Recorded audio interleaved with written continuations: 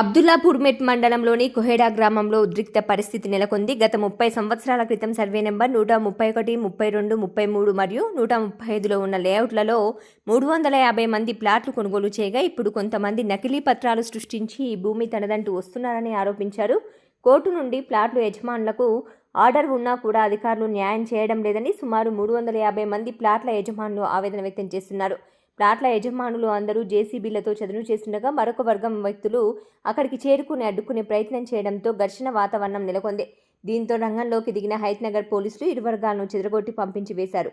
ప్లాట్ల యజమానులు తమకు న్యాయం చేయాలని డిమాండ్ చేస్తూ సదరు భూమి వద్ద ఆందోళనకు దిగారు.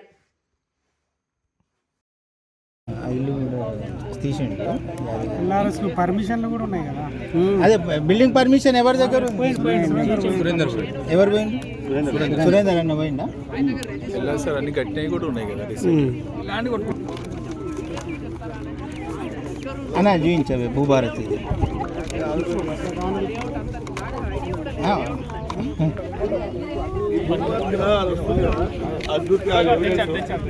హౌసింగ్ ఉన్నది సురేందర్ రెడ్డి అన్న భూభారతి ఉంది. ఫ్లాట్ కూడా తీసుకో 1993 ఫ్లాట్ ఇది కూడా అది పట్టుకున్నాను.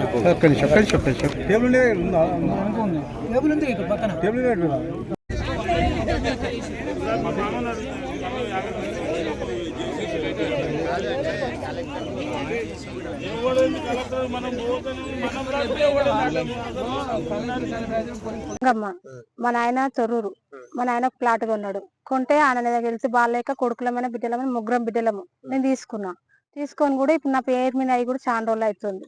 నా బిడ్డకి ఇచ్చి మా అల్లుడు బాధ పెడుతుండు. నేను కొనుక్కొని ఇప్పుడు నేను రూపాయి, మా ఆయన లేడు చచ్చిపోయిండు, రూపాయి కూడా పెట్టి కొనుక్కొని బాధ పెట్టాలని న్యాయం ఏముందన్న మీకు? వాళ్ళకి ఎంత న్యాయం, ఎంత అది మేము ఎట్లా బతకాలి, ఎట్లా చేయాలి? మా అల్లుడు ఇప్పుడు నేను అది తీసుకోంటే తీసుకుంటలేడు, బాధ పెడుతుండు. ఎట్లా చేయాలి? న్యాయమేనా?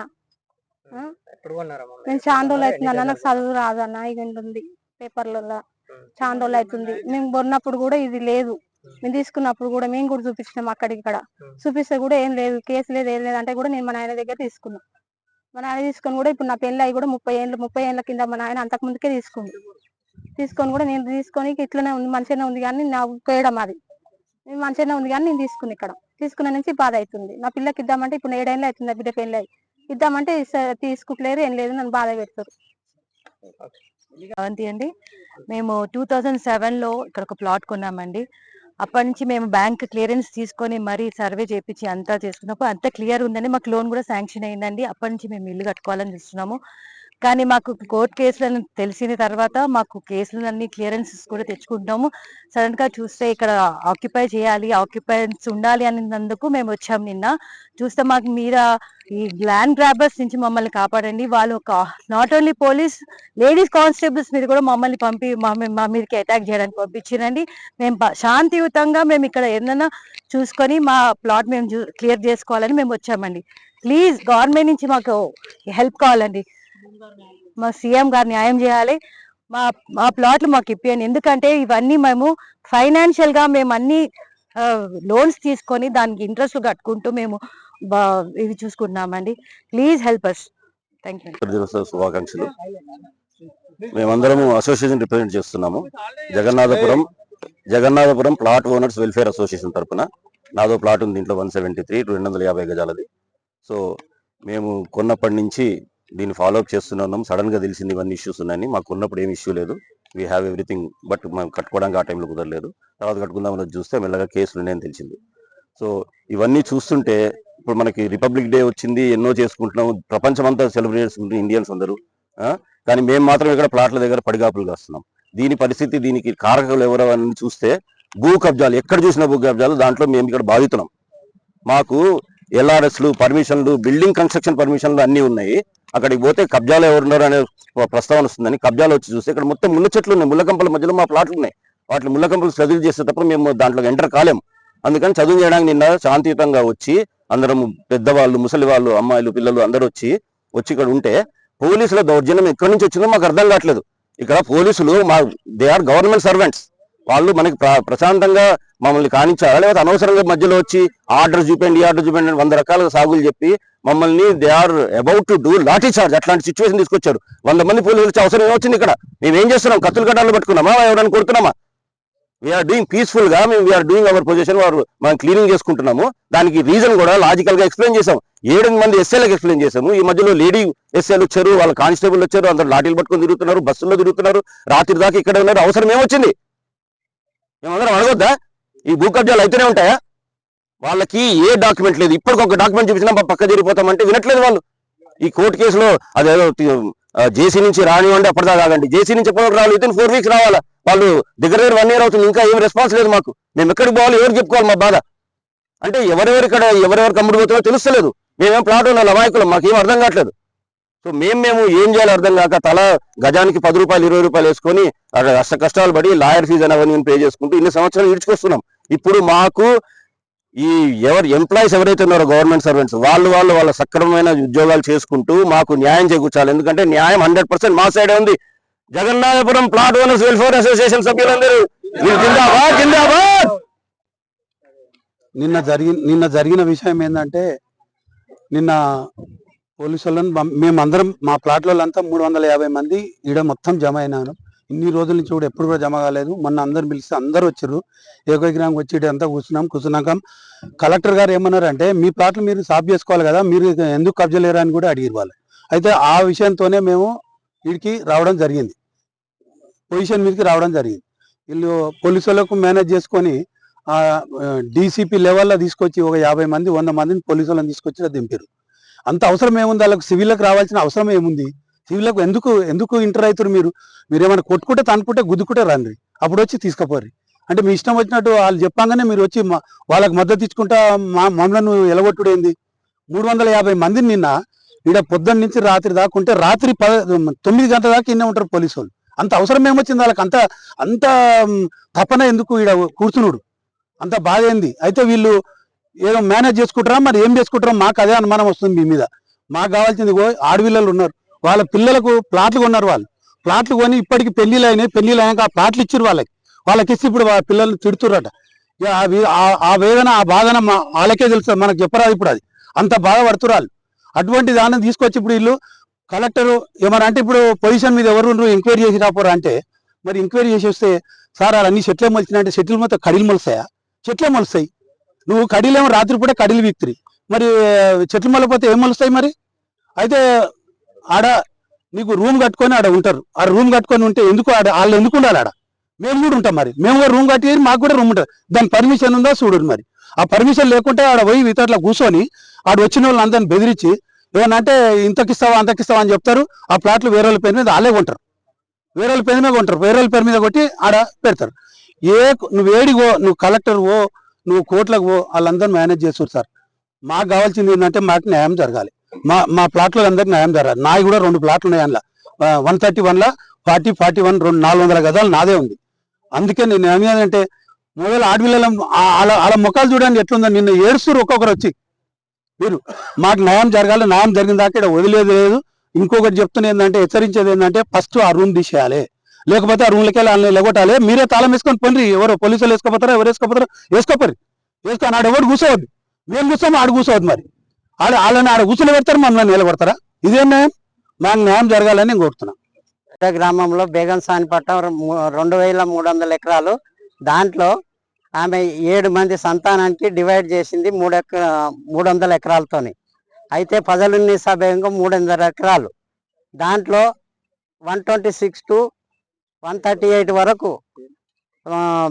తాడిశెట్టు దేవయ్య, సయ్యద్ నబీ కౌల్దారు వాళ్ళకు యాజ్ పర్ 38 యాక్ట్ ప్రకారము వాళ్ళకు పట్టా సర్టిఫికెట్లు వచ్చినాయి.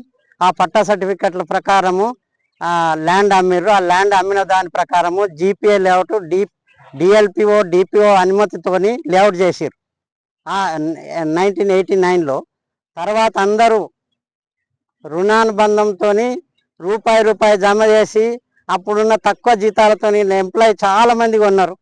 తదుపరి రూపాయి జమ చేసినందుకొని ఆ తర్వాత వీళ్ళు ఏంటంటే, సయ్యద్ నబీ 1988లో చనిపోయిండు, 92లో ఒక ఆయన చనిపోయిండు. వాళ్ళు చనిపోయిన తర్వాత వీళ్ళు ఏం చేశారంటే 93లో కేసు వేసిర్రు, ఇది మాది ఉంది అనేది.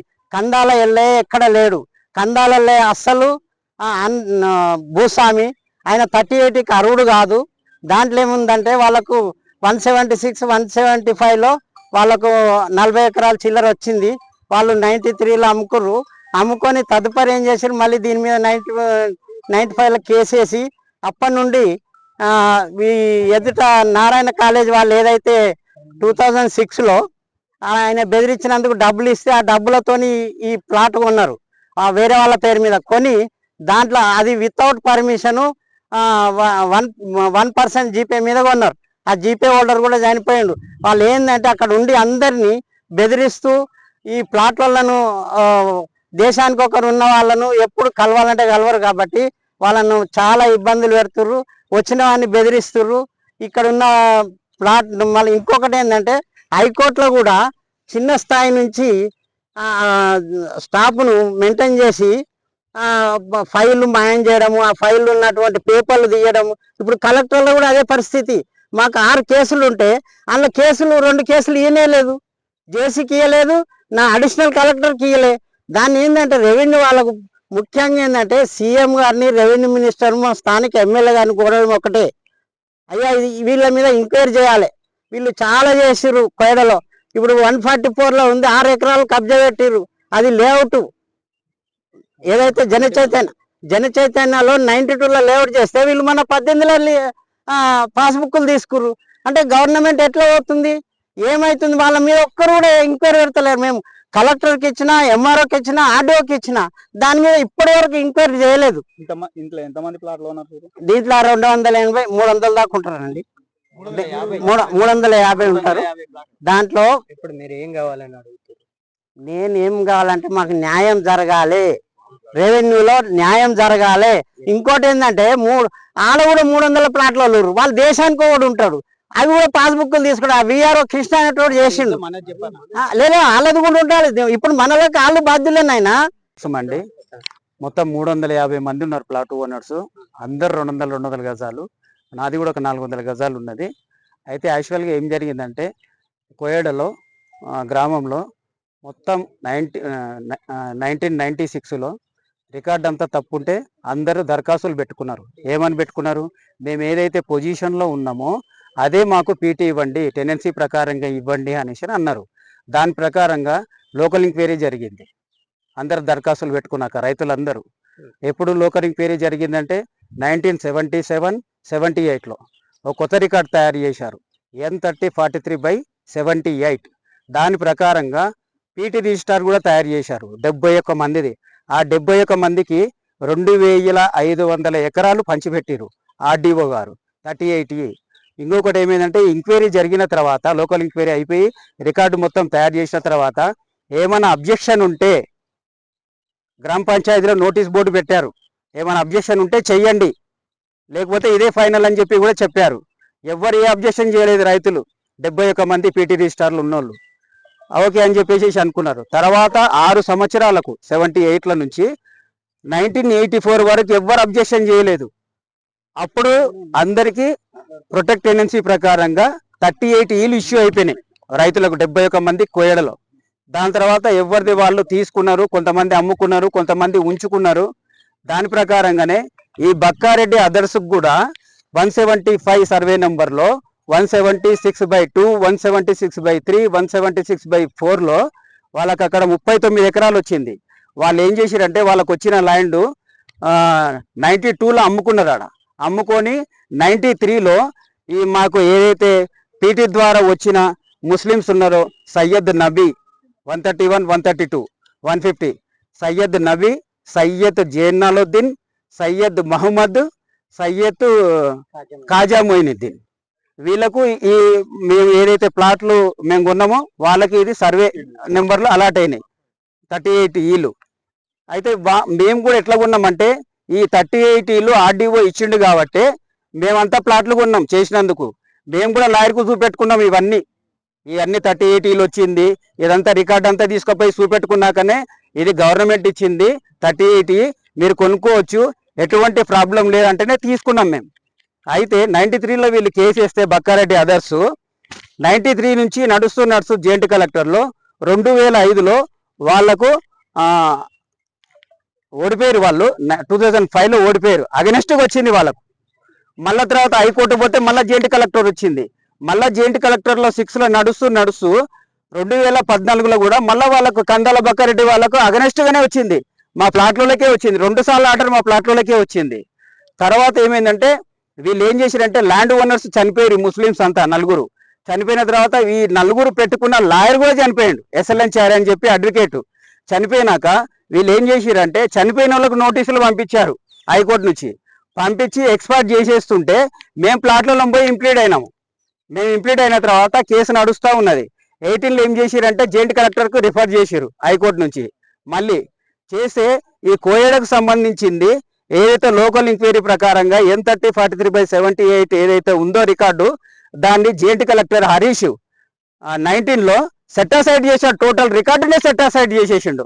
అంటే 71 మంది పీటీ 3080 ఇచ్చిన వాళ్ళకు అందరిది సెటాసైడ్ చేసేసిండు. రికార్డే. మరి కోయేడకు రికార్డు లేదు కదా అండి. సెటాసైడ్ చేస్తే రికార్డు చూడకుండా చేసినందుకు మళ్ళీ ఆర్డీఓకి రిఫర్ చేసిండు. ఆర్డీఓకి రిఫర్ చేస్తే ఆర్డీఓలో కేసీఆర్ గారు కేసులు ఎత్తేసారు. ఆ మధ్యన 2020లో ఎత్తేస్తే మేము డైరెక్ట్గా హైకోర్టుకి వెళ్ళిపోయినాం. హైకోర్టుకి వెళ్ళిపోతే 2001లో మాకు స్టే వచ్చింది, స్టేటస్ క్యూ వచ్చింది మా ప్లాట్లకు అందరికీ. 2020లో ఫైలింగ్ చేస్తే 21లో మాకు ఆర్డర్ వచ్చింది, స్టే వచ్చింది, ఇంట్రిమ్ స్టేటస్ క్యూ కూడా వచ్చింది, ఆర్డర్ కాపీ వచ్చింది మాకు. దాని తర్వాత నెల మేము దాన్ని రెన్యువల్ చేసుకోవాలంటే చాలా ఇబ్బంది అవుతుంది హైకోర్టులో. కింద మేనేజ్ చేస్తున్నారు, లాయర్లు కూడా మేనేజ్ చేస్తున్నారు, జడ్జీలను మేనేజ్ చేస్తూ కేసును ముందుకు రాణిస్తలేరు వాళ్ళు. రానియకపోయేసరికి మేము ఇక కింద స్టాఫ్ మీద కంప్లైంట్ ఇచ్చి మేము మా కేసు వచ్చేటట్టు చేసుకొని యాంటిల్ ఫర్దర్ ఆర్డర్ తీసుకున్నాం. యాంటిల్ ఫర్దర్ అంటే ఎప్పుడైతే ఫైనల్ ఆర్గ్యుమెంట్ అవుతుందో అప్పటి వరకు మాకు ఈ ఆర్డర్ ఏదైతే 21లో వచ్చిందో అది కంటిన్యూగా మాకు ఉంటుందని చెప్పేసి నెల మేము రెన్యువల్ చేసుకోకుండా ఈ ఏదైతే యాంటిల్ ఫర్దర్ ఆర్డర్ వచ్చిందో మాకు వచ్చిన స్టేటస్కు స్టే వీళ్ళు నిన్న పోలీస్ స్టేషన్లో మాకు స్టేటస్కు 2 వచ్చినాయని చెప్పి మేము ప్లాట్లలో సాఫ్ చేపించుకుంటుంటే మా ఆర్డర్ వాళ్ళు పెట్టుకొని పోలీసు వాళ్ళని అందరినీ ఆపించారు. రాంగ్ డైరెక్షన్లో పోయారు వాళ్ళు. ఎవరు? కందాల బక్కారెడ్డి వాళ్ళు. దీని మీద స్టేటస్ క్యూ లేదు, స్టే లేదు. యాక్చువల్గా 22లో కదా 23లో రిట్ పిటిషన్ కూడా ఉంది. ఆ రిట్ పిటిషన్ కూడా వీళ్ళకి ఎటువంటి సంబంధం లేదని చెప్పేసి ఉత్తా చేతులతో వచ్చిరని చెప్పి బక్కారెడ్డి వాళ్ళు రిట్ పిటిషన్ కూడా కొట్టేసారు. అది 11983 ఫైల్ నెంబర్ అది. అయితే సిఆర్పి ఈ రిట్ పిటిషన్ 2 కమాండ్ చేశారు, క్లబ్ చేశారు. అయితే ఈ మమ్మినేని సుధీర్ కుమార్ జడ్జి గారు, నేను 2 చూడను, రిట్ పిటిషన్ మాత్రమే చూస్తా, రిట్ పిటిషన్ ఇని దానికి ఆర్డర్ పాస్ చేస్తా అని చెప్పి రిట్ పిటిషన్ ఇని డిస్మిస్ చేసి పాడేసిండు. వాళ్ళదేం లేదని చెప్పేసి కందాల బక్కారెడ్డి వాళ్ళకి మొత్తం ప్లాట్లోనే కరెక్ట్ అని చెప్పి ఆర్డర్ కొట్టేసిండు. సిఆర్పిది మళ్ళీ సిఆర్పి సెక్షన్ పంపించేసిండు. ఆ సిఆర్పి కూడా మళ్ళీ వేరే సిఆర్పి సెక్షన్కి వచ్చేసిన తర్వాత మొన్న 25లో ఏప్రిల్లో ఆర్గ్యుమెంట్ అయింది.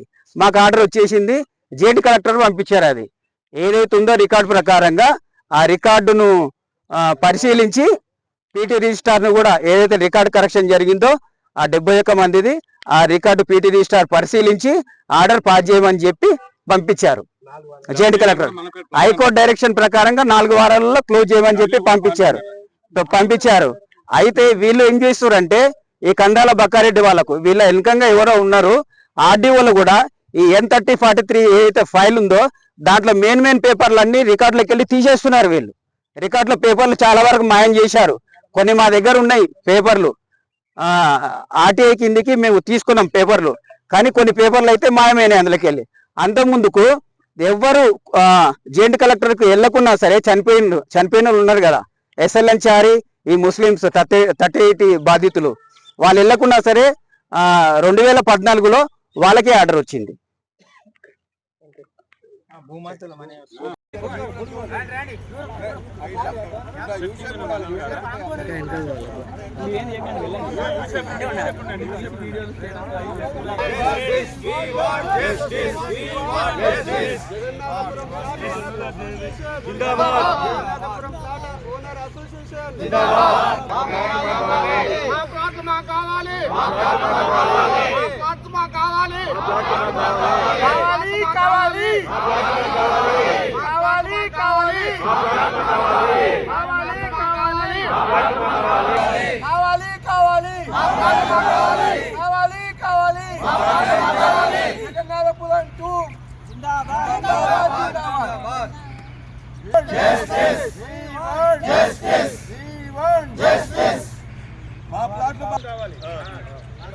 కావాలి